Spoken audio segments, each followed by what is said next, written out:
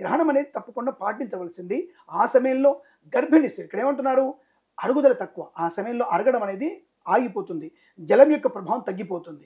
Cycling అవ్వదు. బాడీలో cycling సరిగ్గా జరగదు కాబట్టి, బ్లడ్ సర్క్యులేషన్ సరిగ్గా జరగదు కాబట్టి, ఒక దగ్గర నిబద్ధతగా కూర్చొని ఆ 3 గంటలు జపం చేసుకున్నారు. నువ్వు కుర్చీలో కూర్చో, సోఫాలో కూర్చో, కింద కూర్చో, నీకు ఏటవాలుగా ఎలాగైనా కూర్చొని నీ ప్రశాంతమైన మనస్సుని జపం చేసుకో.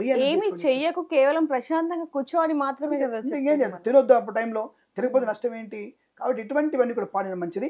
గురుగారు ఆ రోజు అంటే టైం ఎప్పటి నుంచి ఎప్పటి వరకు ఉండొచ్చు అంటారు, ఏంటి అసలు? అంటే ఈ చంద్రగ్రహణము రాత్రి 9:57 ప్రారంభమవుతుంది. రాత్రి 9:57 ప్రారంభమై రాత్రి మోక్షకాలం. మోక్షకాలం రాత్రి 1:27 ఉంటుంది. అంటే గ్రహణం యొక్క పూర్తి కాలం, అంటే గ్రహణం యొక్క పూర్తి కాలం ఎంత సమయంలో ఉంటుందని అడిగితే 3:10 వరకు ఉంటుంది. అంటే టోటల్ గ్రహణం యొక్క ప్రమాణం 3:10 వరకు ఉంది. కాబట్టి ఇది పూర్వాభాద్ర నక్షత్రంలో కుంభరాశిలో పడుతుంది. కాబట్టి తప్పకుండా కుంభరాశి వారు ఎట్టి పరిస్థితుల్లో ఈ గ్రహణాన్ని చూడకూడదు. పూర్వాభాద్ర నక్షత్రం వారు ఆ సమయంలో బయటికి వెళ్ళకూడదు. వారి మీద ఎక్కువ ప్రభావం ఉంటుంది కాబట్టి ఆ సమయంలో వెళ్ళకూడదు, ఏమీ తినకూడదు. అంటే 9:57 నుంచి 1:27 మధ్య కాలంలో తప్పకుండా మీరు చాలా జాగ్రత్తగా ఉండాల్సిన అవసరంగా చెప్పబడుతోంది. అంటే ఎటువంటి జాగ్రత్తలు తీసుకోవాలి అని అడిగితే, ముందుగా గ్రహణానికి కనీసం తక్కువలో తక్కువ 8 గంటల ముందు, అంటే రాత్రి 9 గంటల కంటే 8 గంటలు మనకు ముందు నుంచి మీరు ఎట్టి పరిస్థితుల్లో కూడా మీరు ఏమి తినకూడదు. అంటే మంచిని కూడా తాగకూడదు. ఇదని చెప్పాలంటే అంటే పూర్తిగా ఉపోషణము, నక్తము, నిరాహార దీక్ష చేయాల్సిందే. ఈ రాశి వాళ్ళు ఒక్కరే ఉంటారు. అంటే ఈ రాశి వాళ్ళు తప్పకుండా చేయాలి. కుంభరాశి వారు పూర్వాభాద్ర నక్షత్రంలో పడుతుంది కాబట్టి కుంభరాశి వారు తప్పకుండా చేయాల్సిందే. ఇక అధమ నక్షత్రాలు ఉంటాయి, కొంచెం టైం చెప్తాను మీకు నేను. ఈ సమయంలో ఎప్పటి వరకు చేయకూడదు భోజనం? మర్నాడు సూర్యోదయం తర్వాతనే ఇల్లు శుద్ధి చేసుకొని స్నానాలు చేసుకొని అప్పుడు మీరు భోజన తాంబూలాదులు స్వీకరించే ప్రయత్నం, అప్పుడు వంట స్టార్ట్ చేయాలి. తెలియదు మరి 11 వరకు భోజనం చేయకూడదు.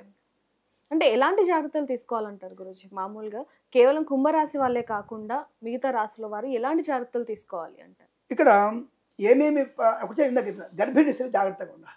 అంటే గ్రహణం ముర్రి దీనివల్ల వస్తుంది చెప్పలేదు.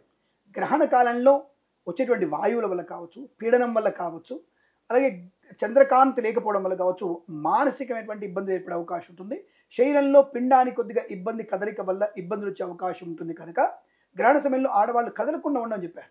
కుర్చీలో కూర్చోవచ్చు, పడుకొని ఉండవచ్చు, జుట్టు విరబోసుకు ఉండకూడదు, తల పిచ్చి పిచ్చి గోక్కోకూడదు, ఒళ్ళంతా గోక్కునేటువంటి ప్రయత్నం చేయకూడదు. అలాగే మరి మలమూత్ర విసర్జనకి వెళ్ళవచ్చా? వెళ్ళదని ఎవరు చెప్పారు? ఇవే ఈ సూడో నాస్తికుల మధ్యలో వచ్చేసి మేము చెప్పని విషయాల్ని కూడా వీళ్ళు చెప్పి జొప్పించి చూసారా, వీళ్ళు లాస్ట్కి టాయిలెట్లో పోతుంటారయ్యా, అంటే గర్భిణీలో టాయిలెట్ పోకపోతే కడుపు ఉబ్బిపోయి చచ్చిపోరా అని అడిగేటువంటి వ్యక్తులు కూడా ఉంటారు. మలమూత్ర విసర్జనకి వెళ్ళవచ్చును, దానికి ఎటువంటి దోషము లేదు. ప్రశాంతంగా నీ మనసుని ప్రశాంతంగా ఉంచుకొని నీ కడుపులో శిశువుని, అది కుమార్తె కావచ్చు, కుమారుడు కావచ్చు, వారి వృద్ధి కొరకు భగవన్నామస్మరణ చేయమని చెప్పారు. తప్ప గోక్కోవడం, అరవడం, రక్కోవడం, గట్టిగా మాట్లాడుకోవడం, పళ్ళు కొరకడం లాంటివి చెయ్యకూడదు. ఎందుకు? పీడనం ఎక్కువగా ఉంటుంది, అతినీల కిరణాల యొక్క ప్రభావం ఎక్కువగా ఉంటుంది. కాబట్టి అటువంటి చేయకుండా ప్రశాంతంగా ఉండమని చెప్పారు గర్భిణీ స్త్రీలు. గర్భిణీ స్త్రీలు 9:57 మనం గ్రహణం అనుకున్నాం కదా, వాళ్ళు 8 వరకు ఏం తినవచ్చు. అంటే తొందరగా అరిగిపోయేటువంటి పదార్థం, ఎక్కువగా జల పదార్థం తీసుకోవాలి.